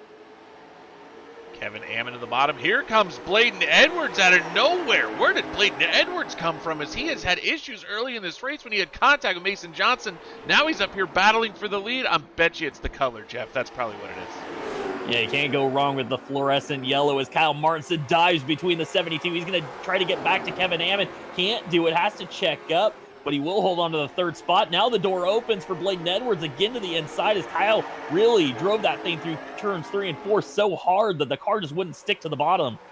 Bladen Edwards going to get to the bottom in turn number 1. He'll move his car up into 3rd position. Now Kyle Martin's going to try to do the crossover on the back straightaway. That's going to be a successful move as he gets the run off of turn number 2. Moves the Bladen Edwards car up off the bottom. And now Martin's going to try to get to the bottom going down through 3 and 4. And Kevin Ammon's going to look up in his mirror, and he's going to love to see this because that's going to open up the door to get some breathing room here so he can start putting the pressure to Blake Thronberg. He doesn't have anybody in his mirror. They are battling side by side now as it looks like Bladen Edwards going to clear off turn 2, but he lost about 4 car lengths to Kevin Ammon. Kyle Martinson got sideways off of turn number 2, so that battle between Bladen Edwards and Kyle Martinson is over. Now Kevin Ammon going to try to run down Blake Thronberg for this lead. We're still watching that Reagan Parent Braxton Deweese battle. You can see it at the top of your screen. There's Reagan Parent just barely about a car length ahead of Braxton Deweese, and that is that final transfer spot to make it into the next round of the playoffs.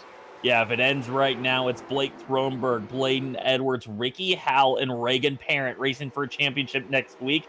But don't count out Braxton Deweese because he is sitting right there in the 7th position just behind Reagan Parent, and he still has some time left. You Cody Bohm fans, he is still only in the 20th spot, not able to make up a lot of room in that, or a lot of ground in that 78 machine. So he's trying to make his way back through this field. Now he moves up to 19th. Still a lot of work to do if he wants to make it into the next round. We're going to see 5 to go at the line for Blake Thronberg. Kevin Ammon looks to the inside, now gets back behind Blake Thronberg. The 7 machine starting to come to life, showing a little bit more speed than the driver ahead of him.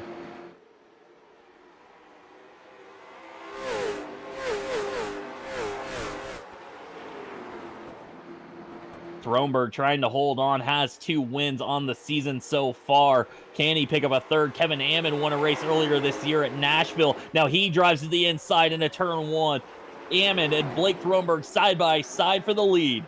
Side by side onto the back straightaway. There's Thronberg getting the run off the top side, but we've seen the bottom is the faster way around. We haven't seen a successful defense to the lead or any position so far on the high side since we've really put the wood to this car. Thronberg doing his best as Ammon looks to take the top spot and sail away for the win. Ammon has the position, but can Thronberg do the crossover off turn 2? He's going to get a run down the back straightaway. He chooses to maybe bump the 7. Now he drives to the inside. He's going to have the inside line. Ammon's going to have to give it to him. They're going to be side by side again down the front straightaway. Ammon on the top. This time, Blake Thronberg on the bottom. Amazing battle for the lead as they take 2 laps to go. 2 laps remaining in this race. Now Ammon going to try to do the same thing down through turns 1 and 2. How can Thronberg defend this spot as Ammon's going to get the run down the backstretch? Thronberg and Ammon switching spots right now as Bladen Edwards is trying to catch this battle. This time by, they're going to see the white flag as Ricky Howell's going around Kyle Martinson. He gets hooked. He might spin here. Reagan Parent's going to try to get by Ricky Howell. And here comes Braxton DeWeese. DeWeese to the inside of Ricky Howell as they still battle side by side for the lead. Kevin Ammon, Blake Thronberg down the back straightaway. No change in those playoff positions as we watch this lead battle. Is now Kevin Ammon still on the bottom side, Blake Thronberg on the top side. It's going to be a drag race for the win. Which car's going to win it? At the line, the 7 looks like he might have it. Kevin Ammon wins the Daniel Williamson Memorial 126. Blake Thronberg comes home second by 29 thousandths of a second. Bladen Edwards is moving on to the championship 4. So is Reagan Parent. So is Ricky Howell. Wow. Wow. Braxton DeWeese is going to miss it by 1 spot, finishing 6th tonight. It just wasn't enough. Peter Fisher comes home 7th. Elliott Carlson 8th. Kyle Martinson 9th. Brad Carpenter 10th. Rick Rube with an 11th place finish, followed by James Pileski, Michael Grooms, Todd Cousins, Josh Oswald, your top 15. Jeff, that... Whew, I got to take a breath, man. That was unbelievable. Wow. Kevin Ammon, what a show. Blake Thronberg, you got to give credit to those 2 guys up front, but Reagan Parent, Bladen Edwards, Ricky Howell, Braxton DeWeese, I mean, come on. Whew, that was worth the price of admission, man. That was fantastic. Yeah. I was trying to watch both battles, the lead and what was going on between the final playoff drivers. Braxton gave it a shot there. Ricky Howell got together with Kyle Martinson. Ricky was sideways down the front straightaway. Reagan went by him, and Braxton caught him right at the right time, tried to drive it down into turn 1, and Ricky just had enough momentum to hold him off, and it was that close for Braxton DeWeese. And we're going to see if we can get a replay of that before we talk to Kevin Ammon in Victory Lane, because that was pretty exciting coming down to the end there. And we'll see if we can see what everybody else in the stands, Jeff, all the virtual fans were watching as we watch this last lap battle. As you see Ricky Howell with his issues, Reagan Parent able to make the move. Braxton DeWeese was on the outside. Here he came to make the move down to the bottom, but was blocked. Might have been better to go up high there, Jeff, as he looked to the bottom and had to back off. And then this was the race down to the final, as Reagan Parent was able to hold off Ricky Howell and Braxton DeWeese. Braxton DeWeese had an opportunity there, Jeff, and made a move that Ricky was able to shut the door on. And kudos to Braxton. He did not force anything that wasn't there. Yeah, raced it clean all the way to the end, and what a battle we had as they set the championship 4 there. And we're going to get a chance now to talk to Kevin Ammon, who was locked in a heck of a battle himself. So our race winner, Kevin Ammon, going to join us. And Kevin, that might be the race of the season for both series right there. You and Blake Thronberg just put on a show. What was it like there? And what were you thinking when he did that crossover? Were you just thinking, you know what, I'm going to try to get this back? I mean, I've always, knock on wood, I've always been pretty sporty on crossovers, and I got moved up there because I was leading and got moved up there, and I fell back to 7th, and I was like, I don't know if I'm going to get back up here. I know them guys up front were really good, and I feel like I could have run the same time every lap. I just clicked off O's, and I couldn't really gain quickly, but throughout the run there, I needed a long run. I'm a rhythm driver. I needed a long run, And as that run went on, I just stayed consistent and started inching on them. And I seen that Kyle couldn't get away with Blake, and I felt like I was better than Blake. I felt like I saved a little more tire than he did. And then we got out there, and I thought, well, this is gonna be hard to pass him, and I want to do it clean just because he's racing for a championship. I'm not. I'm just out here having fun. And I got under him. I was like, all right, I could probably set sail here. And he crossed me over. I was like, oh man. And I knew the laps were clicking down, and I was like, there's only one hope. And like I said, I was trying to do it as clean as possible and not touch him. I don't think we ever did. And I completed that crossover, and going in the one on the white flag lap, I kind of drug the brake a little more so he couldn't cross me over again. I just focused on getting good drive off and not spin him. Jeff, I think Kevin just gave the perfect explanation of Yeah. everything that I wanted to ask him. He had the strategy of what he was thinking the whole time. I love that you dragged the brake. That's something I wanted to ask you. Did you know how were you going to plan? I think I even said it in the broadcast. How are you going to change the defense? I think it was Blake that was going to try to have to change, but obviously you were blocking the bottom and trying to stay on the bottom. But how much fun was that, Kevin? That looked like, I mean, the last 5 laps, even having to drive back to the field after dropping back when all those cars lined up on the bottom. How much fun did you have racing back to the front, winning this race? That was probably one of the most satisfying wins I've had on the service. I mean, that was awesome. I mean, there's just no other words. I'm a little speechless to be honest with you, just because I had to drive my heart out, and it was fun. And I mean, I don't even know what else to say to be honest with you. But yeah, the dragon and brake I've kind of learned because I spot uh for 2-3 divisions a night at Bowman Gray Stadium, and dragging the brake over there so somebody can't get back in and tag you is huge. So I didn't think he was going to tag me. I just didn't want the crossover. Well, Kevin, you come into the final part of the season. You only ran a handful of races. You come in now. First race, you finished second or first of the challenge SimRap challenge drivers, and now another win here. So you got a nice points lead heading into the final race of the season and the final race of the SimRap Market Challenge. Does it does it make you happy that you might have a chance to take home some serious money, or at least $25? That's a nice chunk of change for sim racing. Yeah, definitely is a cool deal. I'm not really worried about that. I mean, it's in the back of my head, but I'm not going into Myrtle Beach thinking about that. I just want to go to Myrtle Beach and have another solid top 5, top 3 run, and if it works out, it works out. If it don't, it don't. But I've had a blast. Well, Kevin, I want to thank you for being here and thank you for tonight. That was awesome. I mean, I actually got excited for. I mean, that was. I had to catch my breath at the end of the race. That was really really awesome. But so as I'm thanking you for that, who would you like to give a shout out to tonight and give thanks to whoever helps you with this car and obviously Elite Performance Industry down the side? Who do you want to give a shout out to tonight? Yep, definitely Elite Performance. Tyler Payne, uh, Trevor Edwards, Josh Cottle, everybody over there. My brother again for designing this awesome looking hot rod. Glad I put in victory lane again for him. Uh, and thanks to my girlfriend, we just got a new puppy, so she's been had her hands full with him and allowing me to do this. Dylan Ward Racing, I work there during the week. It's been a long week already, and it's only Tuesday. We tore up a lot of stuff at the stadium, but he teaches me a lot about driving, and he ain't really big sim racer, but he watches the races, and or we watch the races in the shop the next day, and he kind of gives me some pointers and such. So definitely got like to thank him. Well, Kevin, thanks so much for taking the time to talk with us. Congratulations to your second Challenger Series win of the season. Quite a feat, and maybe there's probably going to be a discussion in this offseason about maybe getting you the Monday night invite as well. Yeah, that'd be cool. Them guys are stout for sure, but that'd be awesome. I love racing with the best competition possible, and we'll see what happens. All right, Kevin, great job tonight, and we look forward to talking to you maybe next week. Yeah, hopefully. Thank y'all for putting this on and giving us a great place to race. Thank you.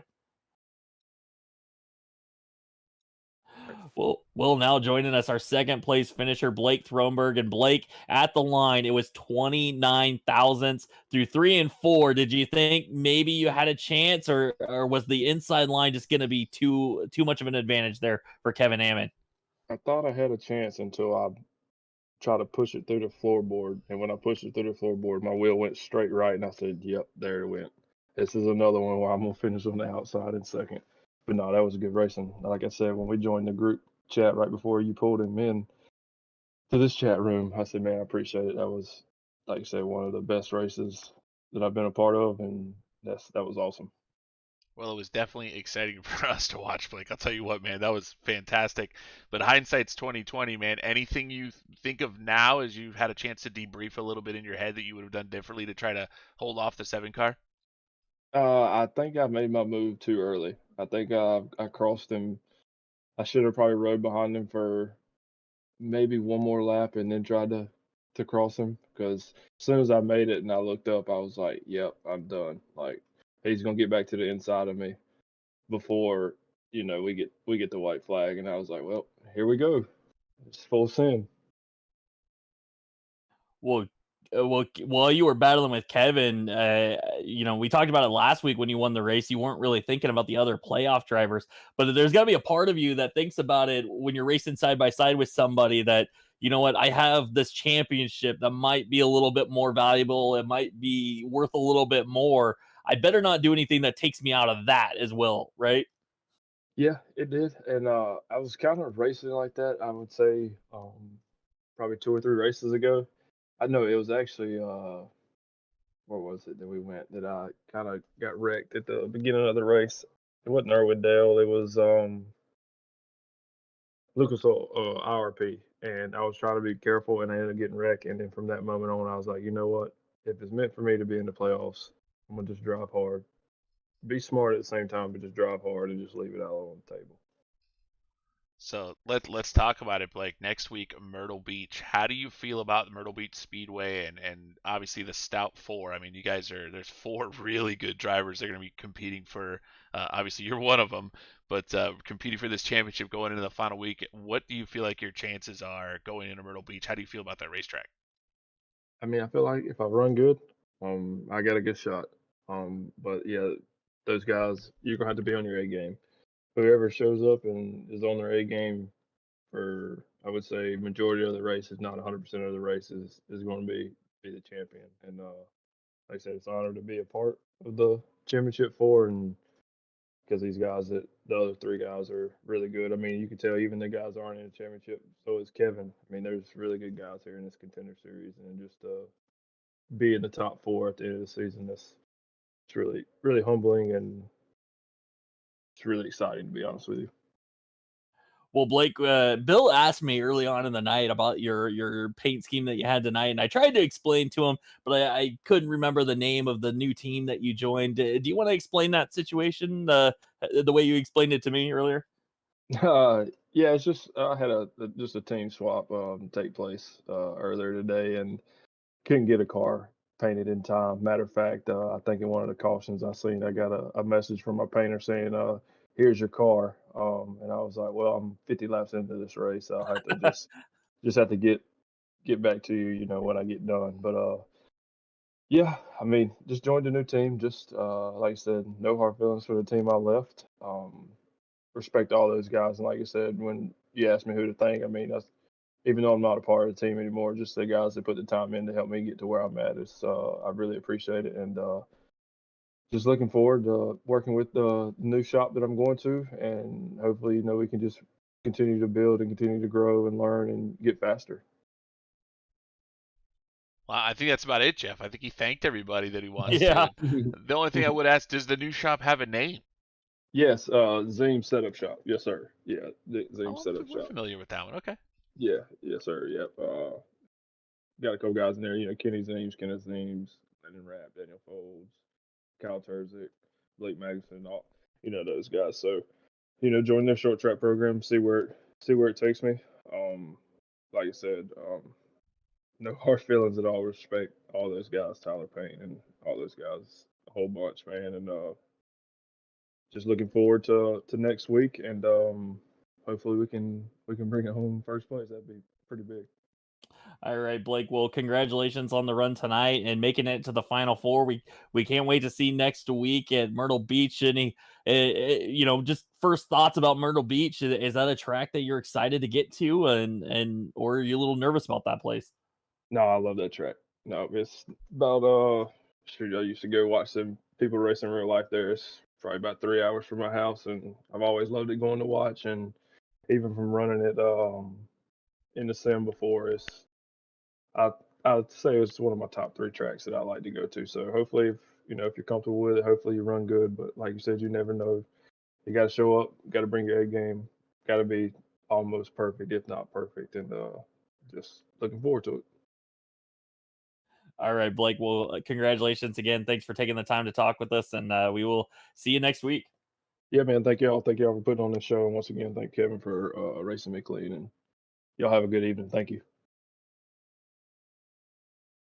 Well, now joining us, our third place finisher, Bladen Edwards. And Bladen, it looked from the get-go like it was going to be a rough night. You got tangled up with Mason Johnson down the back straightaway. You ended up dropping all the way back to like the 29th position for a restart early on in the night. How did you fight your way back to finish third? First things first, I just want to say I'm sorry, Mason. I did not mean to do that. I just wasn't paying attention. The car drifted down into you. But anyways, after the EOL, then like I was about to just disconnect, call it a night because I just wasn't having a good day. But big thanks to the Peyton and my mom for calming me down and helping me refocus. Just and then I just drove through the field. I've never driven a car that hard. I don't think.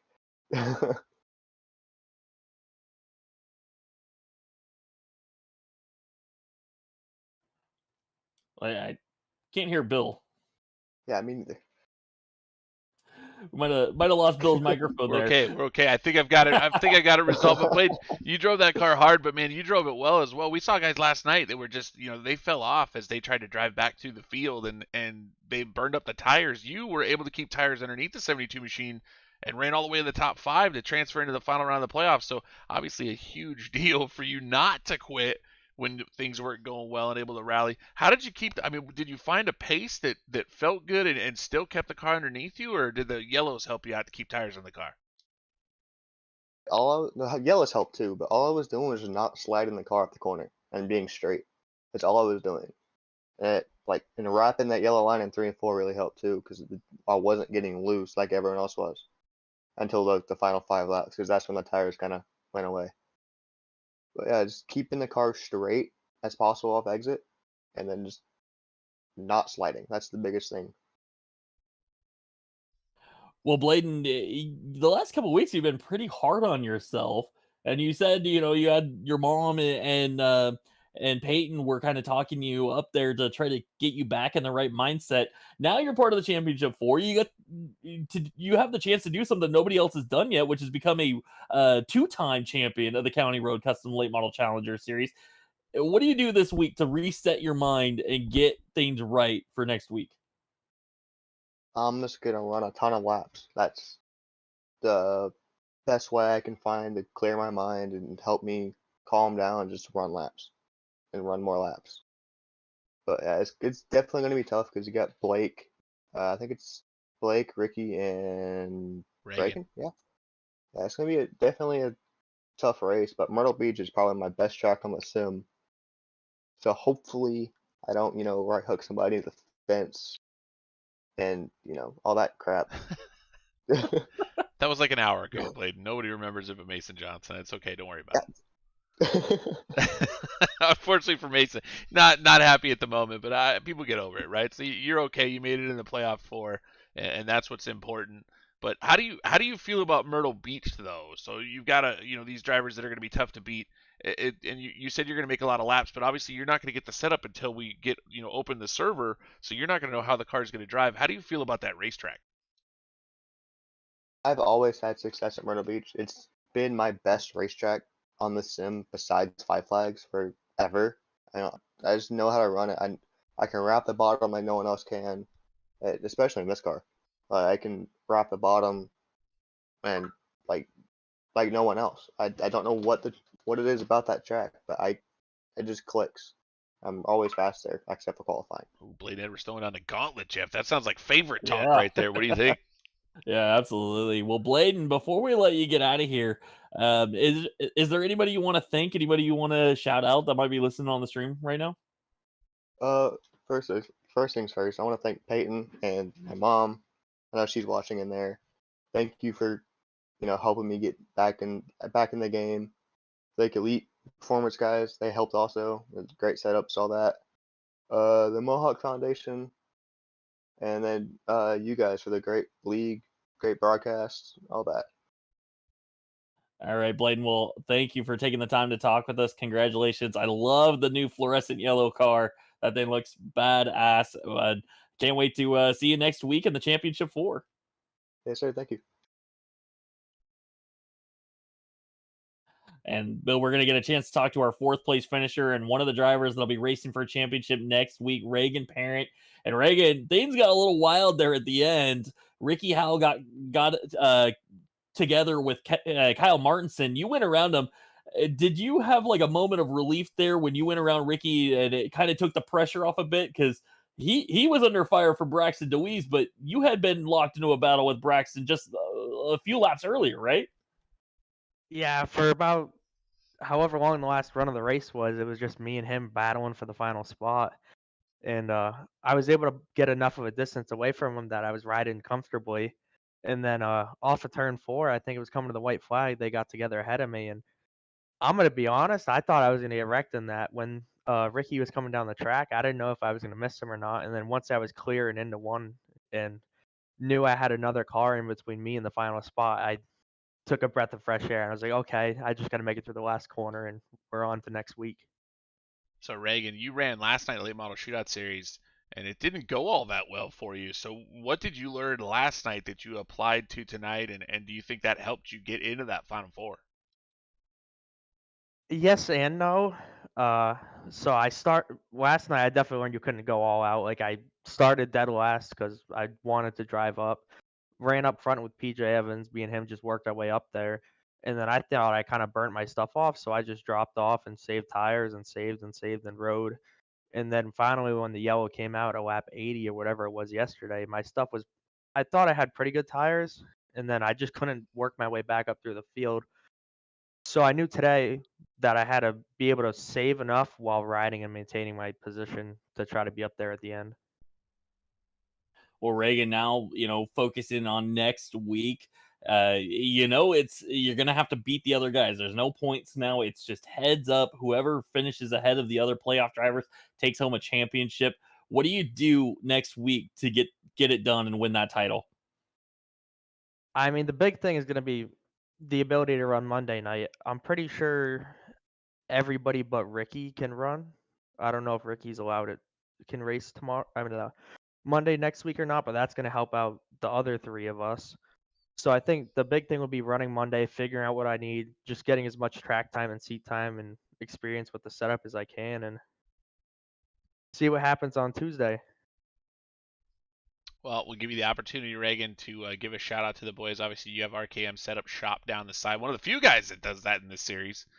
But who do you want to give a shout out to tonight? Yeah, of course, RKM setup shop, Ryan Kuhn. Dominant late model stock setups. If anybody's looking, I know this series is mostly ran by EPI or SPM people. They also sponsor the race tonight. Yeah, just RKM Black Flag podcast. My parents, they normally watch these races. I don't know where they're at right now, but them, you guys for putting on the broadcast, everybody that tunes in and watches, and I look forward to coming back next week and seeing what we can do in the championship race. All right, Reagan. Well, thanks for taking the time to talk to us. Congratulations on making it to the Final Four, and we can't wait to see you next week at Myrtle Beach. Thanks, guys. Jeff, we're hearing a lot of families involved in this. That's pretty Yeah, cool. that's awesome. Yeah, and speaking of families, I mean, Ricky Howell gets in. Peyton Howell's in on the Monday night series. His son, Ricky Howell, the dad, is in the Final Four in the Tuesday night series. It's a family affair here at ITZR. It is pretty cool, and especially this series, the Grooms brothers have come out, the Bohm brothers right. now. it's neat to see that there's a lot of family connections and people are saying, you know what, I'm having fun with this. I need to get, my brother or my dad involved. And that is pretty neat that it is, the support has been so strong that we're getting whole groups of families here. We're loving that. Well, Bill, that is probably going to be a wrap for us tonight as we got to talk to 3 of our playoff drivers. Ricky Howell going to join us next week, one of the 4 playoff drivers. I can't wait for this one. That is going to be so much fun next week. Monday and Tuesday night, we are going to crown champions. 4 drivers in each series going for the Elite Performance Industries Late Model Shootout Series and the County Road Custom Late Model Challenger Championships and the Islander Inn 125s from Myrtle Beach Speedway. I mean, I am pumped. If it's anything like the race that we just had, I can't wait. So much fun. So much fun. I like Myrtle Beach. That's usually a pretty good racetrack, and it's a lot of fun to watch the cars go around. We haven't seen the late model stock at Myrtle Beach yet, but the super late was actually pretty good there, even though that was a pretty one line dominant car. This car tends to have a 2-line at certain racetracks. We've seen what Daniel Pope's been able to put together setup wise. I'm really looking forward to Myrtle Beach. I think it's going to be a lot of fun next week. Yeah, that should be a ton of fun. And we are not done for the week yet either, because we've got the Sarah Super Series, the Pierce Fleet Sarah Super Series coming up next. And that'll be Thursday night with the Eddie Performance Solutions. I believe that's now 135 from the Five Flags Speedway. And Bill, there is going to be a championship battle coming down to the wire, because Ryan Kuhn, he had some trouble last week in Nashville Mini. He lost a lot of points to a red-hot Trevor Edwards and the rest of the Shop Boys that are now got 2 races to try to chase him down. And that is going to be a tight points battle all the way to the finish. Oh, yeah, that one also is going to be a lot of fun to watch. And but Ryan Kuhn, I gotta tab him as the favorite. We just talked to Reagan Parent, who's part of his setup shop, and he's been dominant, man. So he's the guy to beat, I think, right now. We'll see if anybody can knock him off before the season ends. Yeah, absolutely. You're not going to want to miss that. Just 2 races to go in the Sarah Super Series. Again, the Eddie Performance Solutions 135 from Five Flags Speedway Thursday night. We'll be back live on Facebook, live on YouTube, live on Twitch. Look for us about 10 p.m. Eastern for the start of that one. Thank you to everybody that hung out with us all night long. Make sure you're following In the Zone Racing on Facebook, YouTube, and Twitch. And we can't wait to see you on Thursday night.